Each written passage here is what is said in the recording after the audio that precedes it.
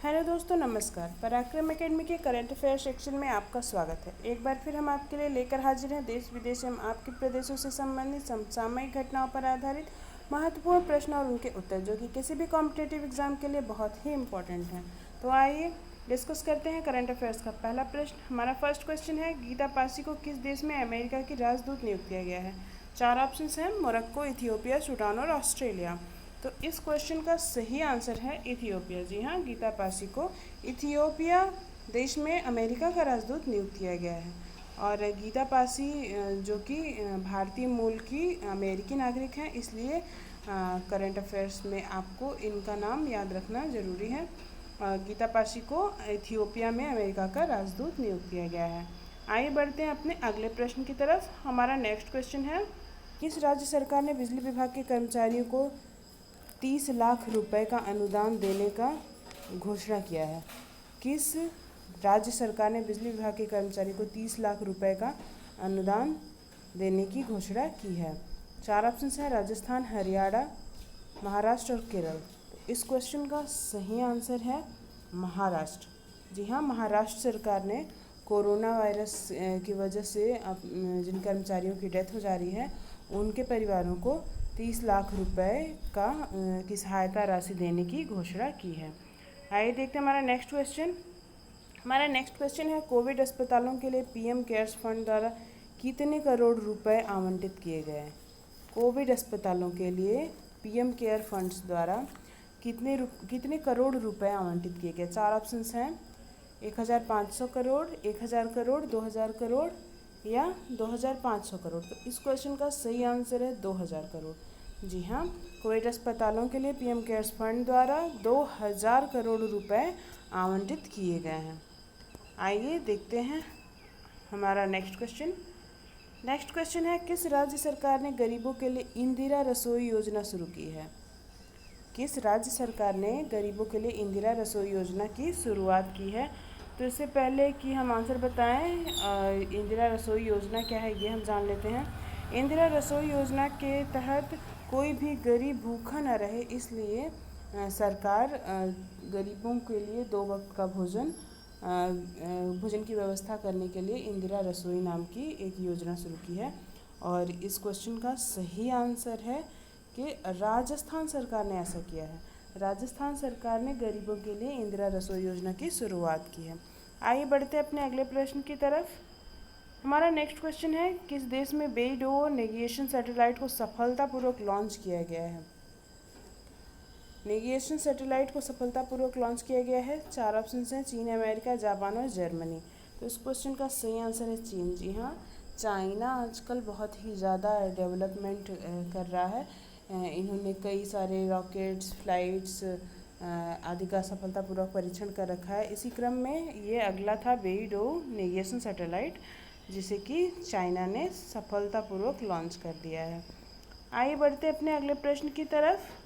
हमारा next question है, legend of Suhel Dev, यह किताब किसके द्वारा लॉन्च की गई है? लीजेंड ऑफ सुहेल देव, यह किताब किसके द्वारा लॉन्च की गई है? 4 ऑप्शंस हैं, अमीश त्रिपाठी, अमित शाह, प्रकाश जावड़ेकर, थावरचंद गहलोत।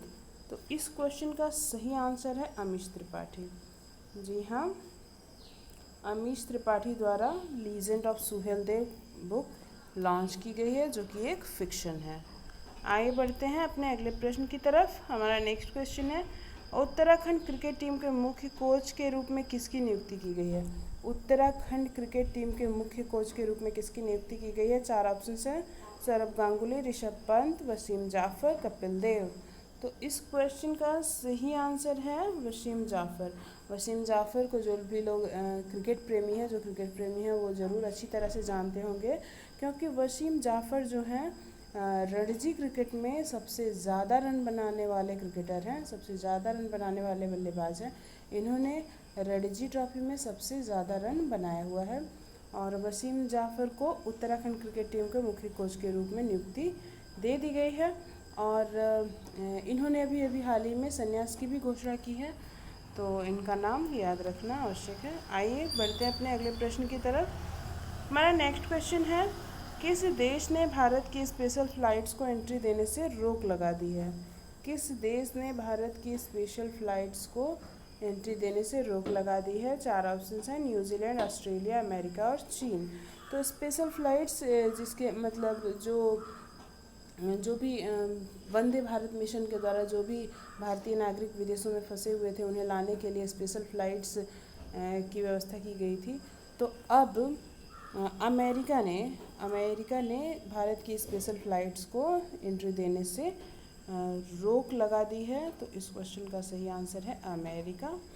आइए बढ़ते अपने अगले प्रश्न की तरफ। हमारा नेक्स्ट क्वेश्चन है, कोविड-19 मरीजों के लिए लॉन्च की गई पतंजलि की दवा और इसके विज्ञापन पर किस मंत्रालय ने रोक लगा दी है? स्वास्थ्य एवं परिवार कल्याण मंत्रालय, आयुष मंत्रालय, मानव संसाधन विकास मंत्रालय या गृह मंत्रालय।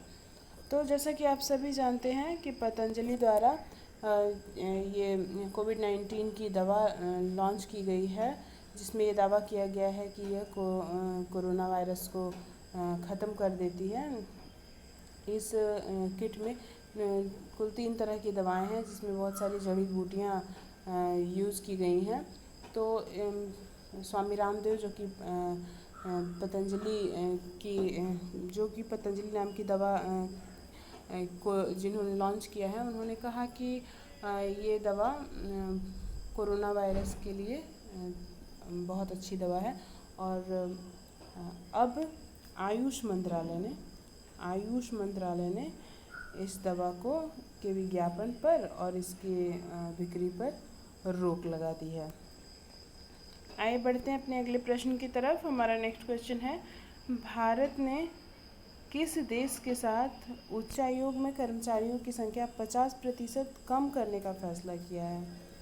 भारत ने किस देश के साथ उच्चायोग में कर्मचारियों की संख्या 50% कम करने का फैसला किया है? 4 ऑप्शंस हैं, चीन, बांग्लादेश, पाकिस्तान, यूएसए। तो इस क्वेश्चन का सही आंसर है पाकिस्तान। जी हाँ, पाकिस्तान के उच्चायोग की कर्मचारियों को 50% तक कम करने का फैसला लिया गया है।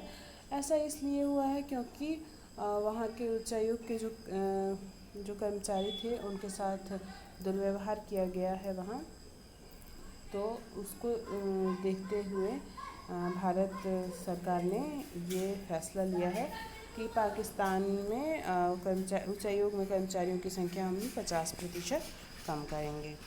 आइए देखते हैं हमारे कल के वीडियो में पूछे गए प्रश्न का सही उत्तर क्या है। हमारा कल का प्रश्न था, वैश्विक ऊर्जा संक्रमण सूचकांक में कौन पहले स्थान पर है? वैश्विक ऊर्जा संक्रमण सूचकांक में कौन पहले स्थान पर है? 4 ऑप्शन थे, स्वीडन, डेनमार्क, फिनलैंड और नॉर्वे। इस क्वेश्चन का सही आंसर है स्वीडन। जी हाँ, स्वीडन जो है वो वैश्विक ऊर्जा संक्रमण सूचकांक में पहले स्थान पर है। आइए देखते हैं हमारा आज का प्रश्न क्या है। हमारे आज का प्रश्न है, हाल ही में योग के अभ्यास को बढ़ावा देने के लिए किस अभिनेत्री को आयुष मंत्रालय में शामिल किया गया है? 4 ऑप्शंस हैं, शिल्पा शेट्टी, करीना कपूर, अनुष्का शर्मा और दीपिका पादुकोण। इस प्रश्न का सही उत्तर आप हमें कमेंट बॉक्स में दे सकते हैं। और इसी तरह के करंट अफेयर्स प्रतिदिन प्राप्त करने के लिए हमारे साथ जुड़े रहें हमारे चैनल पराक्रम अकेडमी पर। और यदि अभी तक आपने हमारे चैनल को सब्सक्राइब नहीं किया है तो सब्सक्राइब करें, लाइक करें, शेयर करें और हाँ, अपने सुझाव हमें कमेंट बॉक्स में ज़रूर दें। Thank you.